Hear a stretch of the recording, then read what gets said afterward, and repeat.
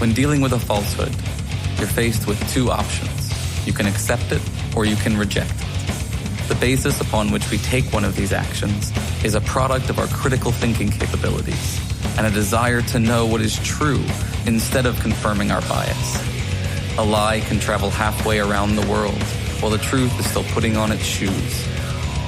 On Brainstorm, we choose the hard truths over the comforting lies. Reason, compassion, skepticism. This is the Brainstorm Podcast.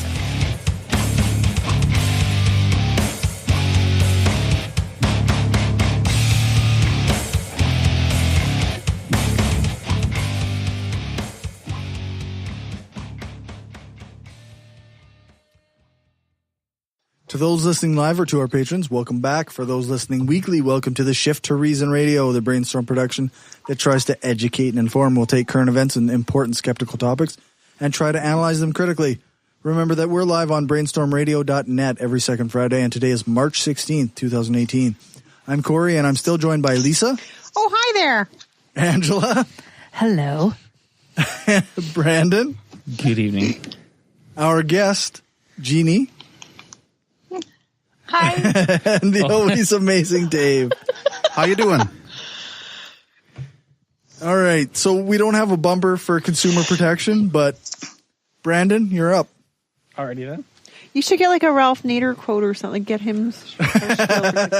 I love Ralph. Fucking love Ralph Nader. Y'all can bite me. I'm not making fun of your love of Ralph Nader. Fucking love Ralph Nader. That's great. It's just hilarious. I don't judge you. I'm not. You know I have love for no one else but Ralph Nader and Sam Harris and all of you. I get made fun of for liking John Malkovich and Philip Seymour Hoffman, so I'm not mad at you. I friggin' love Philip Seymour Hoffman. I know. Made me sad when I watched the Hunger Games movies because he's not alive anymore. Yeah. What are we talking about? Oh, it's your turn. Consumer protection. What do we got, Brandon? Well, apparently protein powders could kill. Well, I'm sorry, that was a little over the top. Protein powders could not kill you without like crushing in like barrels of them or something. Yes. You probably asphyxiate on it. Yeah. If you inhale it. This is a much less direct way of killing you. So there was a study by a company called, let's see, the Clean Label Project. It's a nonprofit that examines labeling safety issues, finding a lot of popular protein powders actually contain notable levels of arsenic, cadmium, mercury, lead, and toxins like bisphenol A, i.e. that boogeyman chemical that everyone changed all their Tupperware for. Yes. Plastic bottles. BPA. Yeah, so Okay. many of the top-selling powders are found with Baby having bottles. significant Sex levels toys. of the... Yes.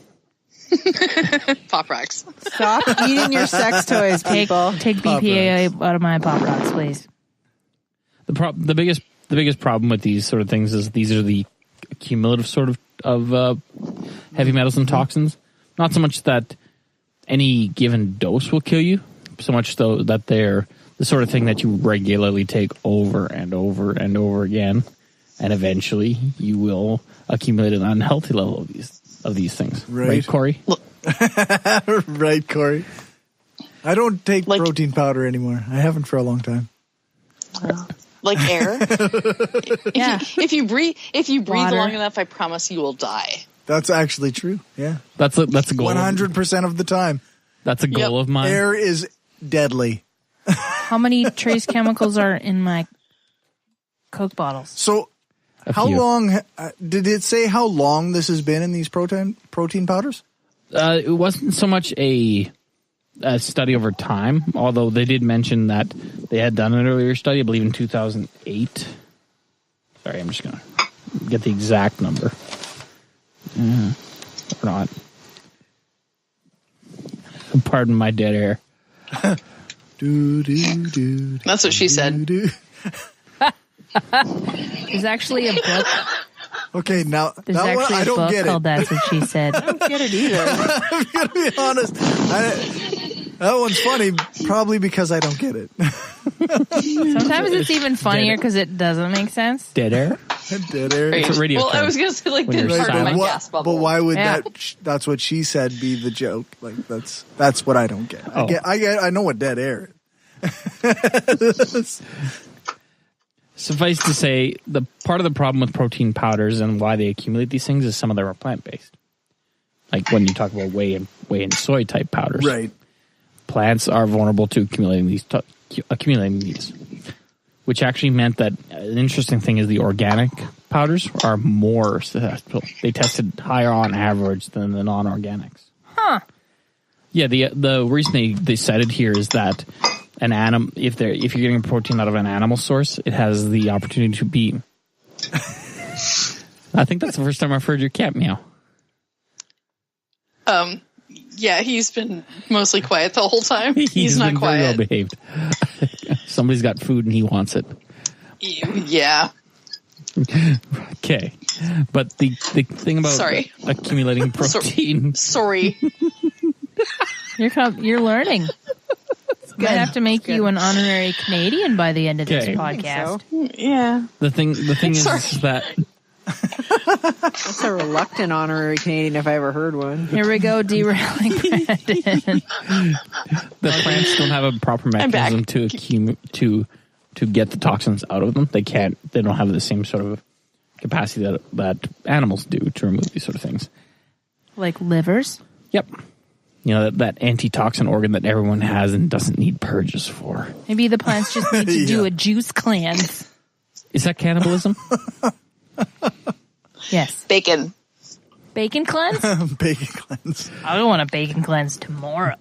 But yeah, that's why the organic powders suffered more for it. But yeah, so the other thing was what I found interesting, at least at the end of the article, is that supplements in general are only loosely regulated.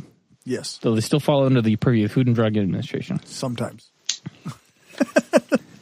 The thing is that powders, what you need in protein, you can usually get in a normal diet. Yeah. It's Yes. usually far and away extreme if you feel you need to supplement your diet with the powders. I think that,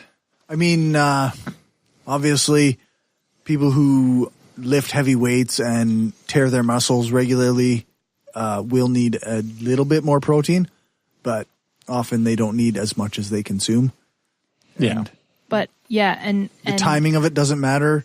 So drinking your protein shake immediately after workout doesn't mean anything.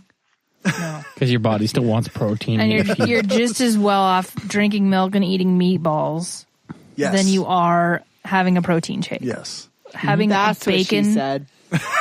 milk, and meatballs. Instead of the protein shake. That Yup. is what she said.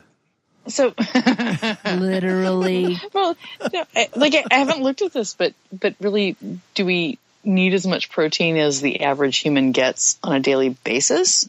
And Probably not. it depends where you live. Some cultures have less protein-based diets. That's true. But in North America- North America, we have way more than we need. Yeah, give me, Yeah. So I eat too much bacon? yes. Oh, Everyone eats almost too much definitely. bacon. No such monkey. No such monkey. Bacon's Bacon and delicious, cheesecake. but it's If bad I'm wrong, for you. I don't want to be right. I work out so I can eat bacon. That's the whole point. Oh, I don't work out and I eat bacon anyway. See? You're doing fine. I have to stand with Cory here. It's like, yeah, it tastes great, but it's bad. I don't know that it is bad for you, except that it's cured. That's known to have a relationship with Tons of salt. Wait. Can we Salt, talk I don't about know that it is bad for you. maple cured apple smoked hickory flavored bacon? No, that's Canadian breakfast bacon? food. Canadian bacon. I want bacon. Bacon is an ingredient, not breakfast. You don't get enough bacon in your life then. Oh, It's an ingredient? well, it depends on what you're talking about, but yes. No, maybe in quiche. Maybe in a good No. carbonara, but I don't know. When I'm having brunch, I need my bacon. Yeah, just 3 strips of bacon right there on the yes, but- side. And then 3 more to make a lattice. I wrap it around scallops if I'm feeling fancy. See? Right, but you want it to taste like bacon. You don't want it to taste It like still tastes like bacon. dessert. It's bacon No, it paired with doesn't. something That's else. true. It's dessert bacon. Dessert bacon. Some people dip their bacon in chocolate. Breakfast. Well, okay. Well, I'm not saying that's incorrect. Okay. I'm just saying when I want dessert bacon, I want dessert bacon, and when I want food that has bacon in it.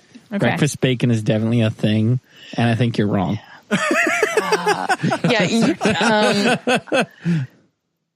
I will dispute you on this, but not right now. We will have this conversation later. To be continued. All right. We actually might have a bumper for the next segment. What? I think we're doing politics next. Everybody complains about politicians. Everybody says they suck. Yeah! Well, where do people think these politicians come from? They don't fall out of the sky. They don't pass through a membrane from another reality. They come from American parents and American families, American homes, American schools, American churches, American businesses, and American universities, and they're elected by American citizens. This is the best we can do, folks. This is what we have to offer. It's what our system produces. Garbage in, garbage out. All right. I'm so sorry. Why are you apologizing for Carlin? Is that why? It's okay. Yeah, because all Americans should be sorry for what they've wrought on the world. Well, but you know what? Fuck you. You're Americans too. You just put the North in North America. You're Americans. We're Americans. Hat. Don't start this. I'm Chilean, so fuck you. Dave's He in the clear. refuses. You came and murdered my people. Yeah. Yeah. So Yeah. Sorry. I'm just kidding. apparently, Not you personally, but Well, no. Like, I'm a mutt. Whatever. Yeah, you're Americans. No, could you see Russia from your house when you lived in Alaska? Of course. I rode moose to school, the whole Still in thing. Canadian, you said had that. like Knew it. 18 shotguns in my bathtub. I knew it. That's Did you wear skidoo suits? no, they skinny dip in the ocean when it's that cold. Did you go hunting with Sarah Palin? Did you go hunting with Sarah Palin? no, she's from Idaho. Wasilla? No, she's from Alaska. Didn't you see? Sure. Sure. She had an A&E series and everything. Yeah, exactly. Yeah. How She's far from has Idaho. Have A&E you heard her fallen? talk? She's from Idaho. Idaho. That's what she said. Oh! Been there, That's done what she said. Sorry. Yep. Not naming the episode that, no matter how hard you try. All it takes. Keep going. So the Daily Beast published an article saying that Trump plans to blame video games for gun violence. Because that's what Because conservatives have it's done 1992. forever. Yeah. Because we're bringing that back out of the vault. Grand Theft Auto game coming? I think he'll be literally Of course there stealing is. a speech from Hillary Clinton from like the 90s. Yeah, if he or does that. Yeah. Tipper Gore, or It's just everything old is new again. It's like it's not actually gun control that we need. We just need to stop people watching so many violent video games, playing violent video games. Yep. Let's everyone play The Sims. Yeah. Can we please have like the same "This is your brain on drugs" frying pan commercial yeah. again? Oh, Like yeah. I missed that one. All the fucked up songs that people wrote for the kids to try and keep them off drugs. all those people who were writing those songs were Yeah. high as fuck. Weren't they though? And the weird stuffed animals that had to sing that shit. Oh, so yeah. Basically, it's And then there's bullshit. the Teletubbies. Yeah, that's a whole other category. They're basically the walking, talking manifestations of 1984. Yeah. They carry their TVs with them on their bodies. The funny thing is that this news story has actually come out with, like, people in my real life have said to me, "Hey, what do you think of the connection between video games and violence?" And I have to be very patient and be like, there is no connection between Not a thing. video games and violence. Because there's far less gun violence in Canada and in Europe, and there's just as much violent video game playing as there is in the States. You should see what I You do know with what people in reduces Just Cause. violence? Porn. Porn? What? Yeah. Yeah, porn has been shown to reduce violence. Oh, Are we're Mormons- just At least, like, like sexual crimes, like not gun shooting specifically, but yeah, like keeps you busy. The more, the more important, like It the occupies more at least important one you have hand. access to, like yeah, you just Sometimes like too. you're not gonna get up and do anything. Like you just did your thing. You're relaxed. You let off some steam. Oh, what did you have Yep. an unloaded gun? Remember from Everybody Loves Something About Mary? Remember he has to. Anyways, continue. Yeah, Yeah. You just unloaded your gun. Now what? Exactly. Exactly. You can't. You can't Sit be back mean and to enjoy other the people. endorphins. I don't know. Yeah. Have a nap. Watch The Bachelor. Delete your history and shame. Yes, that too. So the Mormons must not be very violent people because don't they watch a lot of porn? What do they? Demographically. yeah. Demographically, really? they watch a lot of porn, so Yeah. maybe they're not very They violent watch, like, people. the Do they most do that on a reel-to-reel That's right. projector? Are Mormons allowed to watch porn? Internet porn. No, Not technically. right, but they do. But they do. Well, of course they do. But I'm just wondering if it's like a sanctioned thing or not. Interesting. The thing is, if you marry your high school sweetheart at 20 because you're that eager to have sex and you just Or 15. But I don't know. Does 15. would your pastor have to preview it to make sure it's kosher? Yeah, Only but because he now, wants to. But now there's a think there's there's a a pastor You're burgeoning crossing market of people that. your religions. I'm using Are there kosher as a euphemism. I don't think so.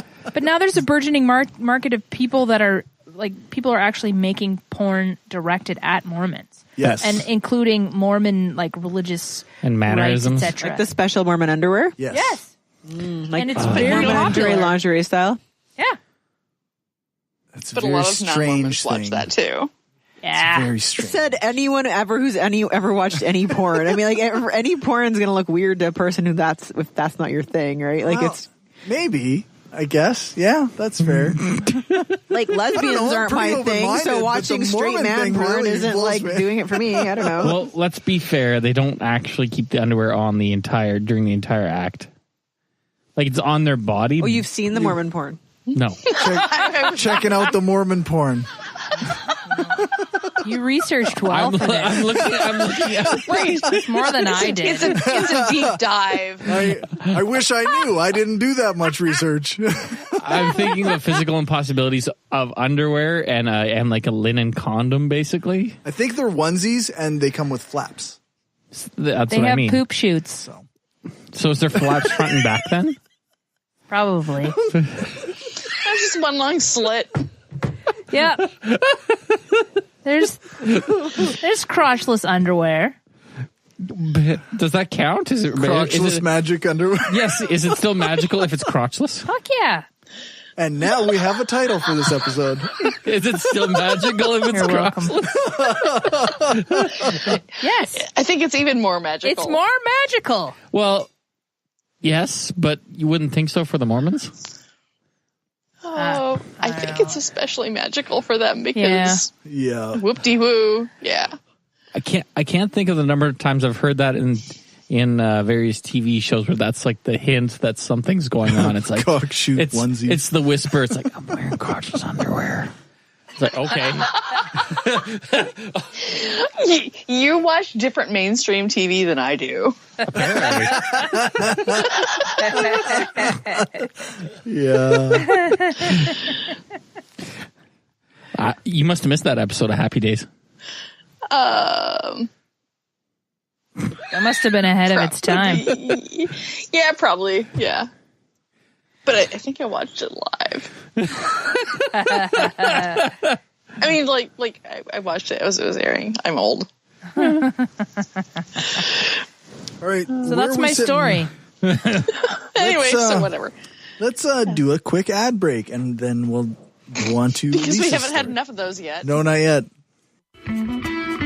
If you like what we're doing and want to help us keep the lights on, go become a patron at patreon.com/brainstorm podcast. You can hear the bonus half hour that we record every episode and get a shout out when you support the show. Become a patron for just $1 an episode at patreon.com/brainstorm podcast. Or you can support the show by ordering a t-shirt, mug or other gear from our store at caffeepress.ca/brainstorm podcast gear. If you can't afford to become a patron or buy gear, then why not give us a rating or write a review on iTunes or Stitcher? Every rating makes it easier for people to find us. Thanks for your support. The Hardcore Skeptic Examines is a bi-monthly documentary-style podcast that includes interviews, research, and commentary from your host, Cory Johnston. That's me. As the host of the Brainstorm podcast, I've spent the last 3+ years trying to spread critical thinking and skepticism while having fun. This project is intended to look at some of those same topics covered by Brainstorm, but a bit deeper. With the long intervals between episodes and the long format, I'm hoping to provide good information that educates as well as entertains. Check out my Patreon for more details at www.patreon.com/hardcoreskeptic or follow my Twitter @hardcoreskeptic. Hello, Elon Dubrovsky here, local podcaster and science enthusiast. Are your podcasts spewing too much bunk all the time? Are your podcasts constantly making things up, driving you crazy? Are your podcasts full of shit? Think there's no answer? You're so stupid! There is! The Reality Check. Finally, there is a fun, skeptical Canadian podcast. The San Francisco Hospital study on paper origami. Come on, guys, let me just... Can you make a reel of Elon's paper shuffling? Yeah. Make it like... That sounds amazing! Is your music player a computer, a phone, or an in-between? That doesn't matter, because we work on all platforms. The Reality Check. You'll be checked. So head on down to trcpodcast.com. That's the home of the Reality Check. Subscribe.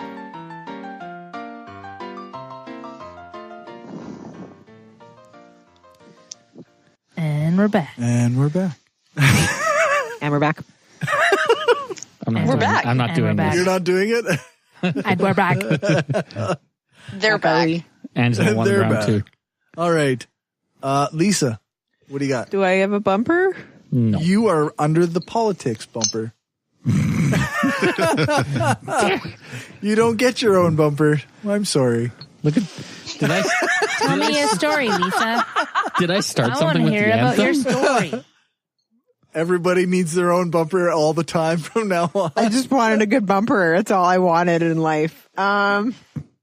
My story, which is bumperless. you just sound like all the wind's taken out of your sails. Just I'm sad. Somebody crush your spirit, you guys. Corey who did it. That's what I do. My story is from New York Magazine. It's entitled, it's from March 2nd, 2018. Study, When NRA Members Meet for Their Convention, Gun Injuries Fall, by Eric Levitz. So, it's based on a article that appeared in the New England Journal of Medicine, and then it quotes somebody from Vox, which I didn't really, anyways. So I'm just going to go to the New England Journal article, or New England Journal of Medicine article, because that's actually the primary source. So, a researcher at Harvard named, she wrote a letter to the editor, and it was written by a lady. I got to give you her name because that's the right thing to do. Anupam Jeanne. So she's a PhD at Harvard Medical School. And what she did is she gathered information about firearm injuries that occurred during NRA conventions. So what she did was to, sorry, I'm just trying to get the good synopsis of this. I mean, this kind of goes back to the NRA says that the best way to prevent gun violence is to have people, like good gun owners, knowing more about operating firearms. Somehow this is going to have less firearm violence. Well, there's the accidental death statistics. Right. So, well, okay. So that's ignoring the fact that most firearm deaths are caused by suicide. But anyways, researchers from Harvard Medical School and Columbia University used an insurance database of nearly 76 million claims to tally emergency department visits and hospitalizations related to firearm injuries on NRA convention dates and during identical control days in the 3 weeks before and 3 weeks after the meeting from 2007 through 2015. The gun injury rate actually fell by nearly 20% nationwide during NRA conventions. More precisely, on convention dates, the national gun injury rate was 1.2 per 100,000 compared to 1.5 per 100,000 during the control dates. In the states hosting the conventions, the drop was even more dramatic, from 1.9 to 0.7 per 100,000. So that's because they were all busy. That's actually that's what the paper says. The idea is that they kind of took people, quote unquote, responsible gun owners, took them out of the equation, and they're not going to the firing ranges, they're not using their guns as much, and they show. And if you they actually do some statistics on this, it's actually a statistically significant drop, by roughly 20%. Although that's a range depending on your confidence level is going to be, but they actually did show a statistically significant drop, which is interesting. I mean, I think this study it was written as sort of a letter to the editor more than like a real. It's not like a full research study. But it's sort of a middle finger sort of study and sort of a proof of concept and a tee isn't this interesting sort of. Hey, look, we took all the good guys with the guns out of the community, and the gun violence drops. It's just sort of interesting. So it's a cute little tongue-in-cheek FU to the NRA. I think it's definitely what it is. Yeah, an effective counter to their narrative. Well, yeah, it's. I mean, the New York Times article ended. I think it actually started. Not New York Times, New York Magazine article ended. I thought it was kind of cute. It said, in light of this finding, the NRA is sure to re-examine its entire worldview and not at all likely to redouble its efforts to suppress research into the consequences that a loosely regulated gun market has for public health. Yeah. So a little bit of a sarcastic ending to the article there, but that was cute. See, I did read it all the way to the end. Good work. Thank you. I get prizes. Can I share a little factoid? No, but not a bumper. Not a bumper. Yeah. She got a Coke bottle. Yeah, like a candy one. The CDC isn't allowed to investigate gun violence. No, by law. Right. Yeah. Yep. The national there's a database which is basically a whole bunch of file folders, and they're not allowed to network them because that would they have to do it all through paper. Somehow violate the Second Amendment. It's absurd. It's dumb as fuck. Yep. But yeah, I just wanted to share those two little dumb tidbits, so I'm not the only one who knows these things. Whether or not you, well, clearly I wasn't, but there are people in the podcast listening. Our one listener might not have known. And yeah, Lachlan, did you know that? Did you know? Message us. Let us know. He's not saying anything. We're waiting. He well, quit the good news listening. is I don't have to listen to this now. Yeah, that's right. All right, so now I get a bumper. Fuck you! Now we know who really is in charge. David? We're going to religious nuttery. I am in charge. Cornerstone, this might be new to some of you. Scripture says that even our righteous deeds are as filthy rags to God. So even the good things that you do, even things like feeding the hungry and clothing the poor, and taking in widows and orphans, as nice as those things are, if not done from the place of obedience to and a relationship with God, are completely worthless and disgusting to God. If you're not daily walking in a place of relationship to God, then the news that we have to bring you is that you're on your way to hell right now. Lachlan says he knew. I knew he knew. All right. So I've got both of my articles are actually from the Friendly Atheist blog on Patheos. The first one is titled, "A Tennessee Pastor Arrested on 47 Counts of Raping and Sexually Abusing Young Boys." 47? 47. Jesus fuck. Yeah, so... Can he rot in jail? He's in Tennessee. He'll get community service. Apparently at least one of the victims was under 13. Local authorities booked Ronnie Gorton, the former pastor of the Awakening Church in Atoka, Tennessee, saying That's an that ironic name for a fucking church like that. Saying at least 3 people have accused him of molestation or rape. The charges include 1 count of rape, 16 counts of statutory rape by an authority figure, 5 counts of aggravated sexual battery with a victim under the age of 17, and more. But wait, there's more. Yes. Sheriff Chief Deputy Billy Daughtry said during their investigation, they learned that the Atoka police were investigating Gorton after an underage boy accused Gorton of raping him. Daughtry said 2 more victims came forward after WREG's initial story aired, bringing the total to 3, but he said they might not be the final number. So won't be. Yeah, it definitely won't be. But it's currently charged with three victims and 47 charges. They also found. Sorry, go ahead. I'm just saying, like, I got to give props to the first kid that came forward. Yeah, for sure, eh? That would be scary as shit. Against that person in their right in their church that's leading their church, and in front of your peers and to your parents, and props for sure. Kid's a one-man spotlight. Now, keep reading. I don't want to derail you. No, I'm just based on the other charges he's facing. He showed, or based on what they said, he showed some of his victims pornography and bought alcohol for at least one of them. So, show them porn, get them drunk, molest them. I guess that's the routine. And yeah. That's not the first time I've heard something like that. That seems like a format almost. Almost, eh? That's interesting. I was just thinking the parallel between, there was a girl who accused that gymnastics doctor of Larry Nassar? Yeah. Yes. Mm-hmm. She was excommunicated by her church for coming out with those allegations. That's right. Yeah. That's the kind of thing, like some churches, well, and who knows, I guess this church might be one of them. They just don't believe victims. They always go side with the religious leader, I guess. Yeah. It's not just that church. No. That's right. Goodness, no. So, let's see. What does it say here?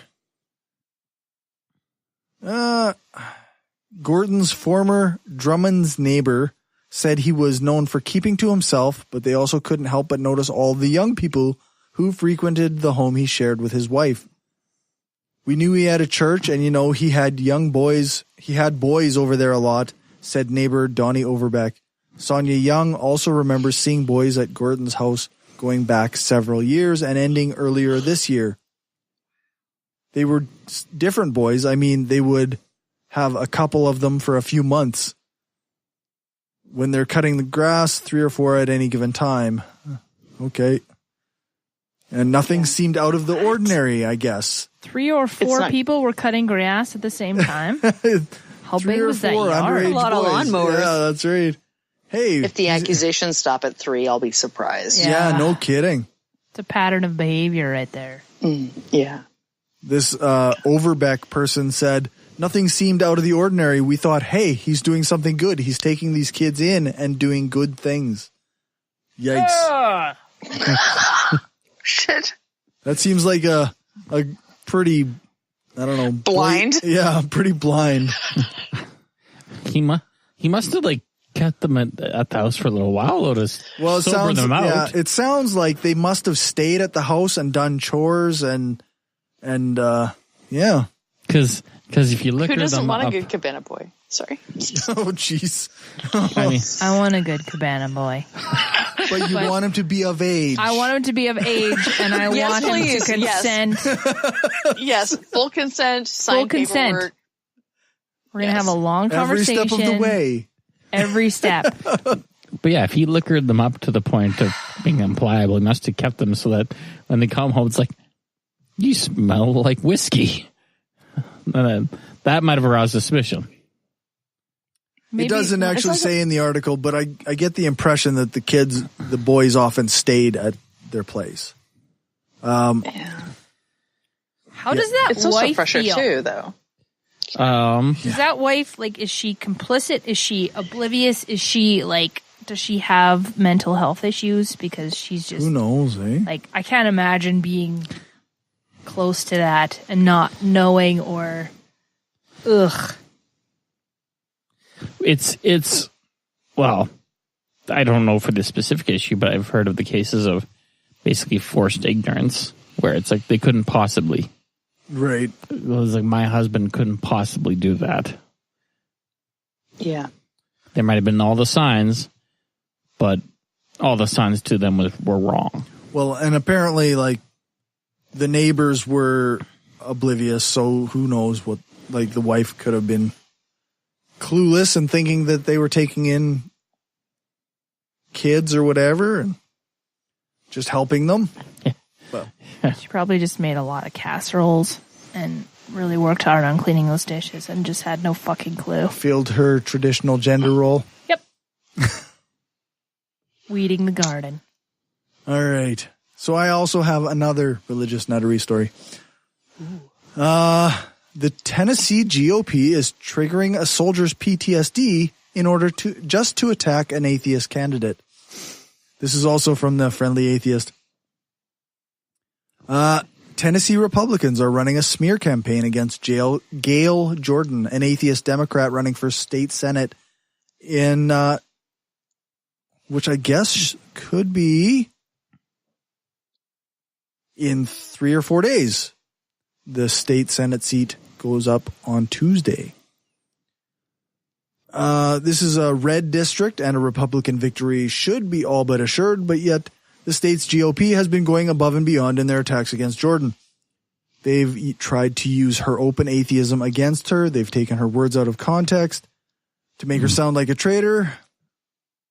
And this week, they attacked, or they did something that with a soldier. Let's see.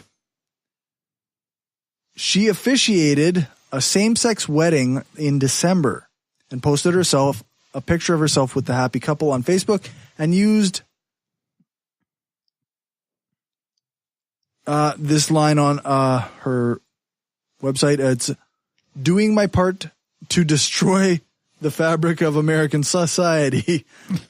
I'm going to go out on a limb and say she was being sarcastic. Yeah. Congratulations, Shane in London. Landon, sorry.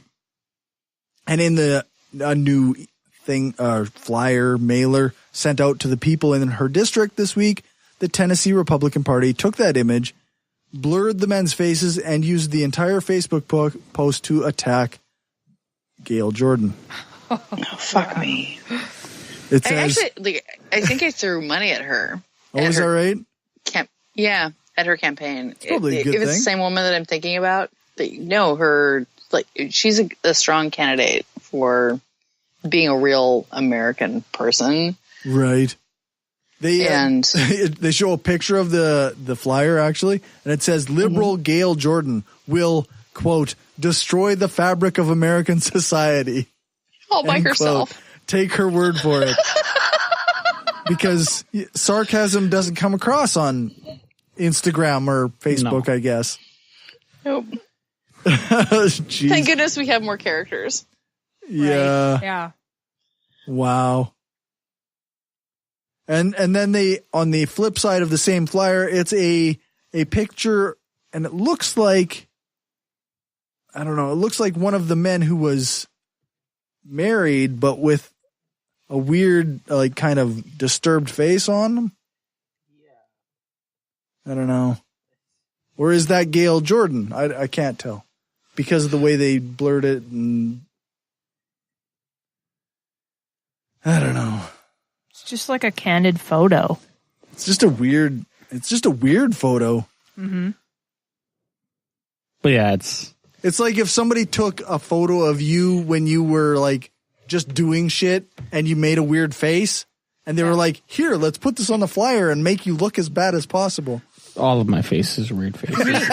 Can we do that on Facebook for each of the crew members? Yes. No. Yes, please. Oh God, Have yes. I want my own fucking flyer. Angela, have you seen my profile picture recently? I think so. Your face looks great in that picture. It's yeah, Cthulhu. It's been Cthulhu for a long time. It's about a year and a half now. That's a long time. Changed mine every few months. I change mine face. regularly. Yeah. I think we should do that. Crew member political smear flyers. Yes. Can I have a background of flames? Just get the grossest possible picture of our faces. Yeah. Who said like that one? Like we could take a picture of Lisa yawning. Yes. Guys. We need smelling salts. It's too warm in here. Tired. Me too. Yeah, Cory's probably more tired than me. Cory's worked like 5 jobs. I had to get up at 7 o'clock this morning. Oh. Not quite 5 jobs this week. Poor pumpkin. Jeez. Life is tough. I'm in Vermont, bitch. Like, I want to come visit. My friend lives in Canada, in Ottawa area, and they go to that part of the States all the time and go to random breweries and wait in line for several hours for certain kinds of beer. we have a lot of breweries here. Yeah. Her husband is like an aficionado snob beer. A beer snob. He's a beer snob. We could get lucky, though. This could be like Alabama and Doug Jones. Could be. That would require a pretty awful Republican candidate, I think, though. Well, and then it would require a lot of black women getting on board, and you know, because it's the white women that ruin everything. I kind of feel like after this Connor Lamb victory, like I kind of feel like it's going to be okay. You think so? Yeah. Do you have hope? Well, a little bit. Wait, what? Maybe a little bit. Don't say that too. Don't say it again. Let's not talk about that. There's going to be a bit of a tone change at the show. Yes. Shit. Where's the medal? Like, this is weird.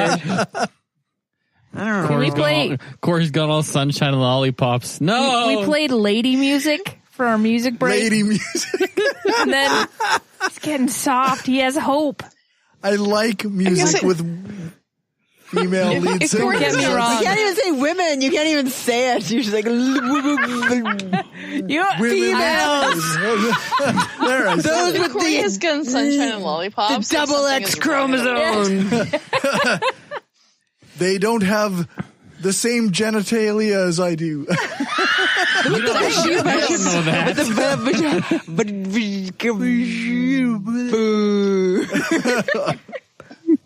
Vagina.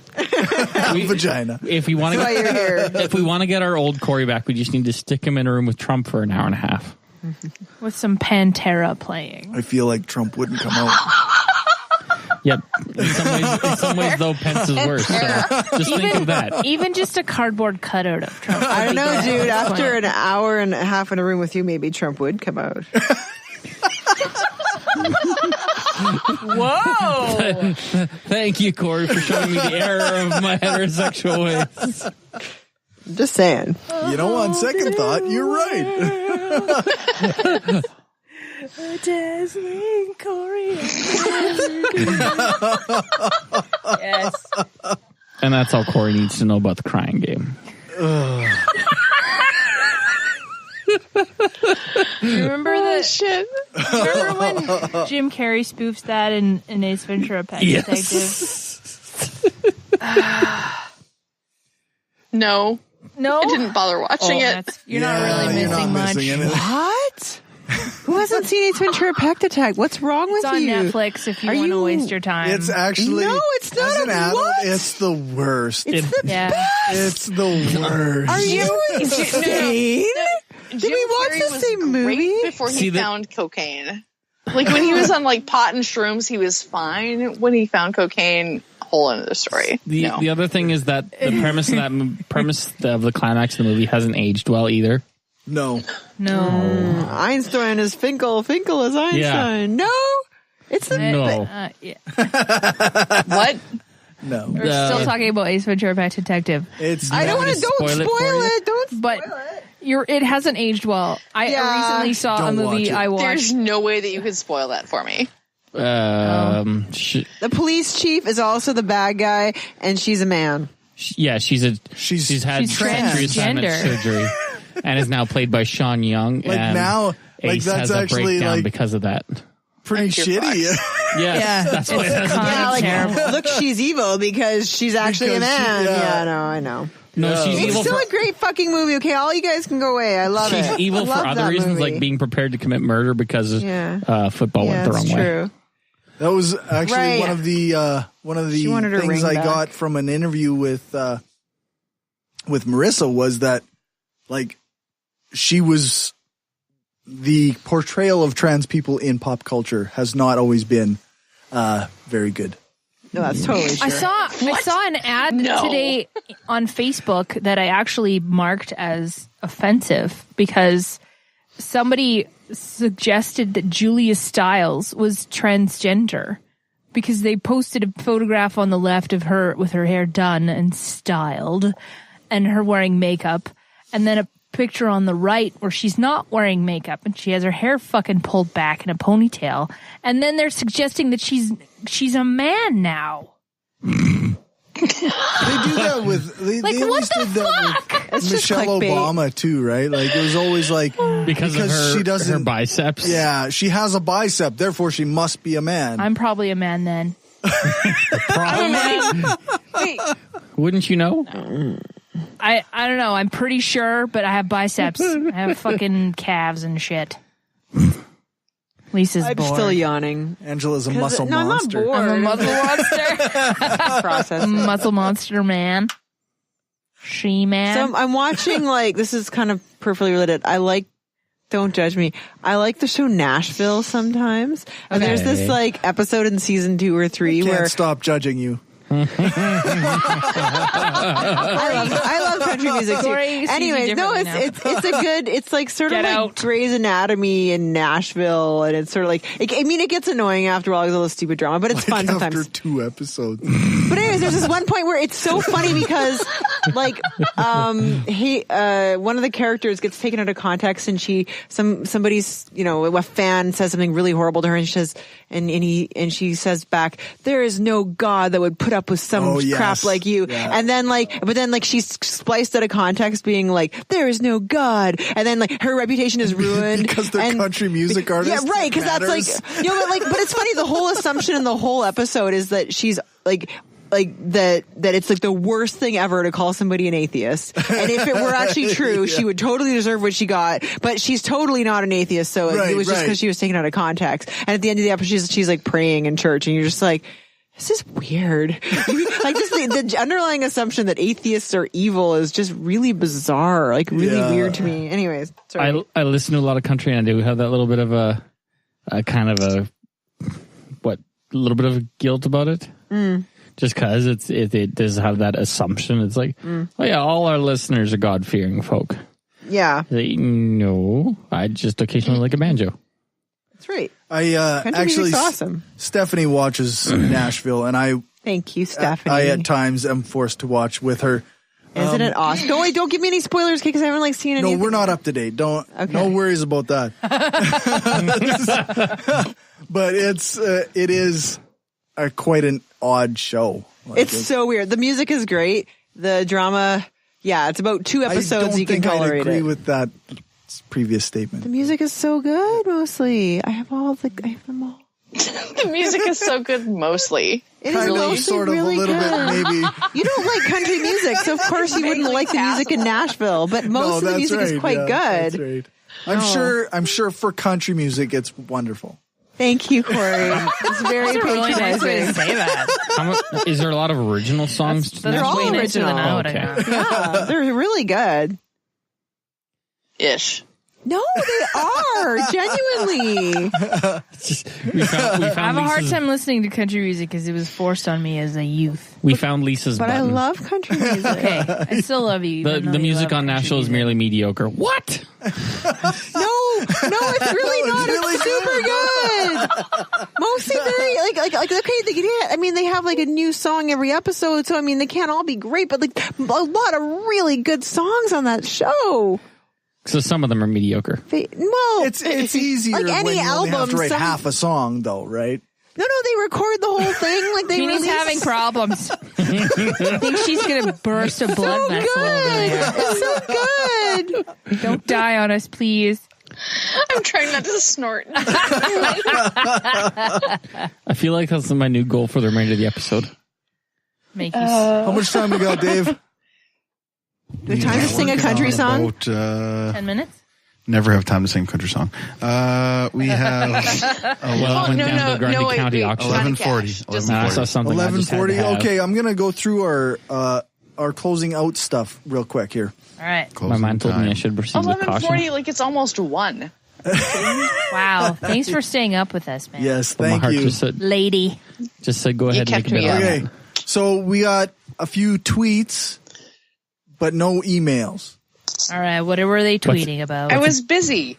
What's You the can tweet do again? better. Torsten Phil at Thor Go Lucky said, I love David Silverman's at Mr. Atheist Pants enthusiasm.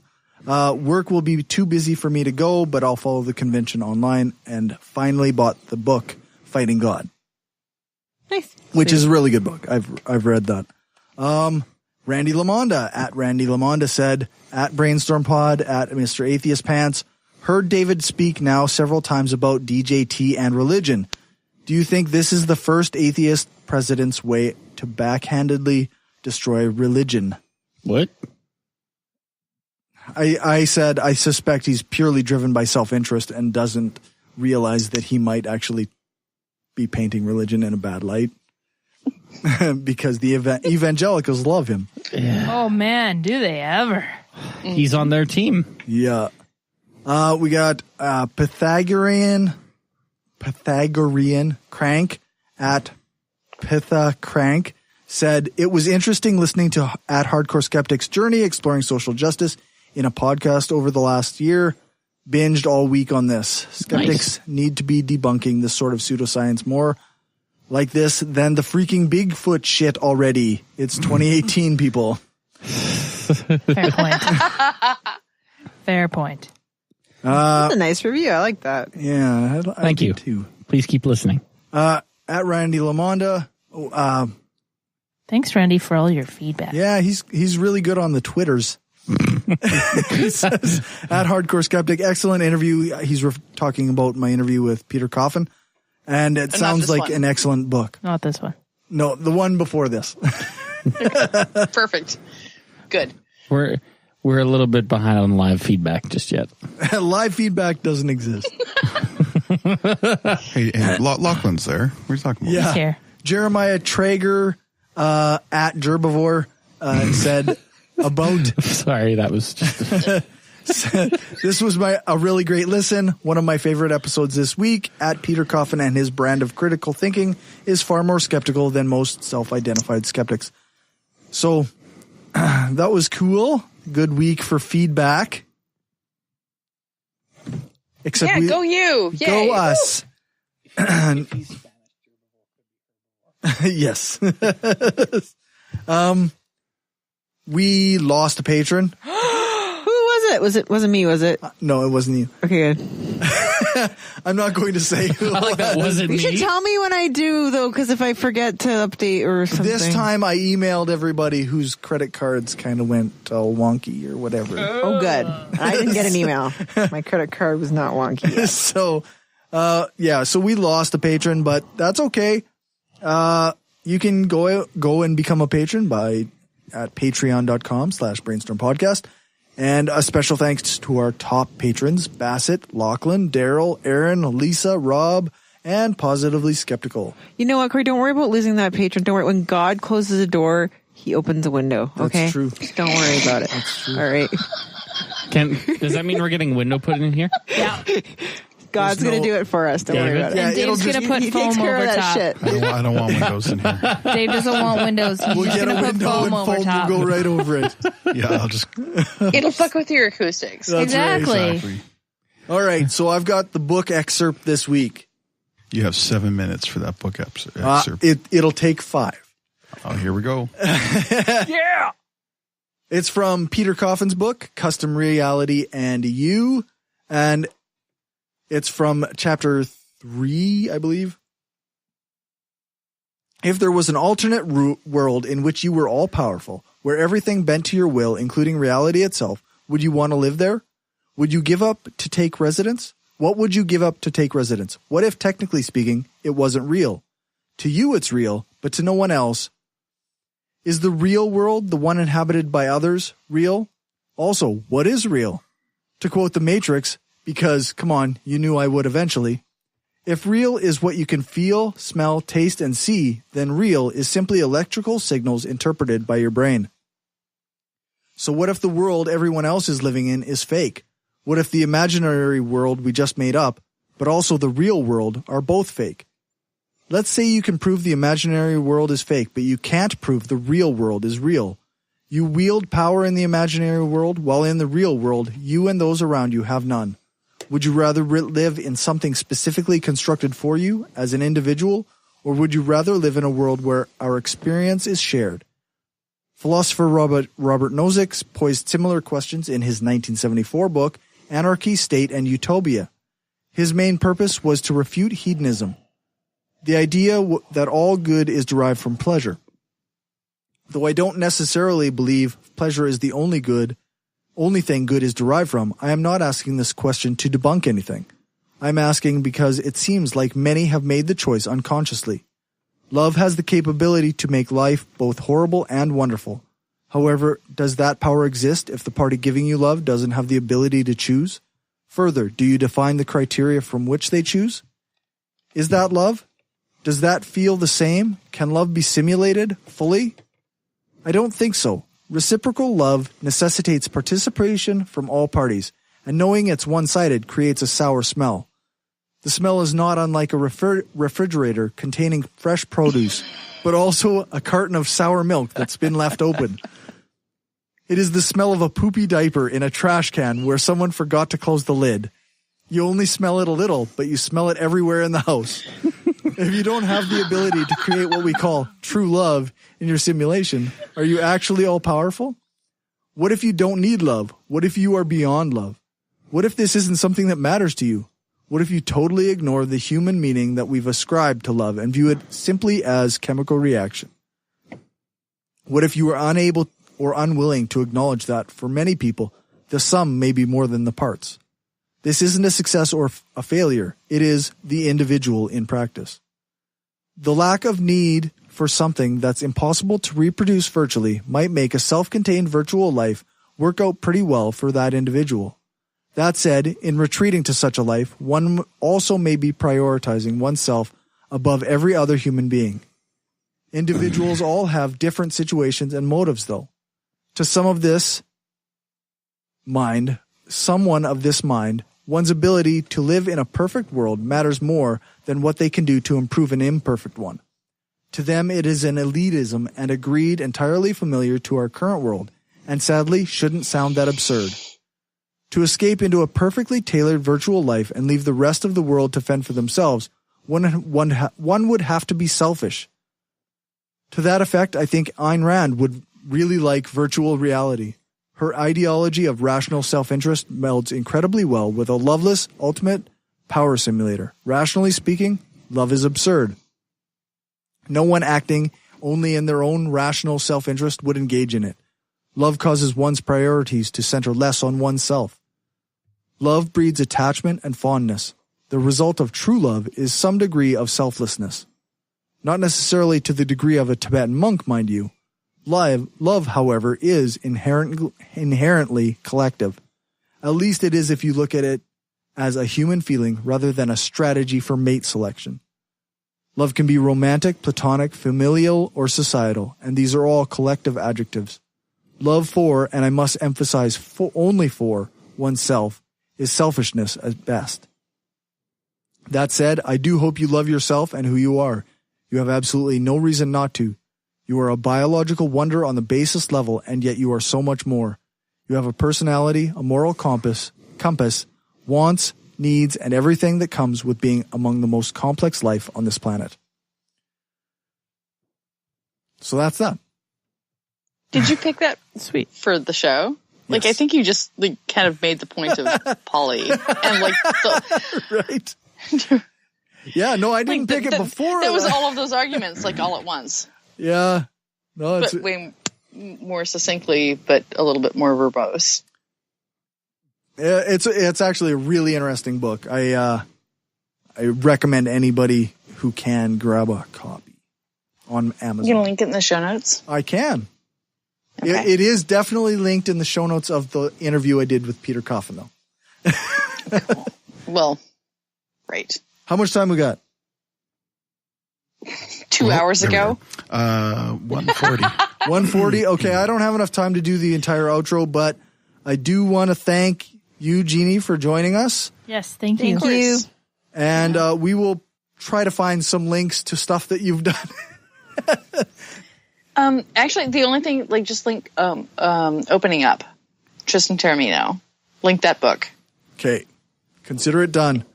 Okay. For live listeners, stick around for the after show. You can go to brainstormafterhours.com and listen to the bonus content before it goes patrons only.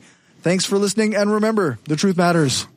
This is an opinion-based podcast. Each person on the podcast is responsible for their own opinions, and those opinions don't necessarily reflect the views of the rest of the panel. Any guests or anyone associated with the people on the podcast, such as spouses, partners, children, other family members, friends, or employers. No one person speaks for the podcast with the possible exception of Cory, and he doesn't speak for anyone else on the show. The Brainstorm podcast does not represent the views of our sponsors. We just wanted to say thanks to everyone who listens to us, shares the show, gives us a rating on iTunes or Stitcher, or supports us through Patreon and Gumroad. We don't have a lot of interactions with our listeners, but what we have had proves that we attract some of the best people around. Smart, kind, and cool. An audience truly worthy of the titles hardcore and woo-free. Thanks for helping us make the world a smarter place.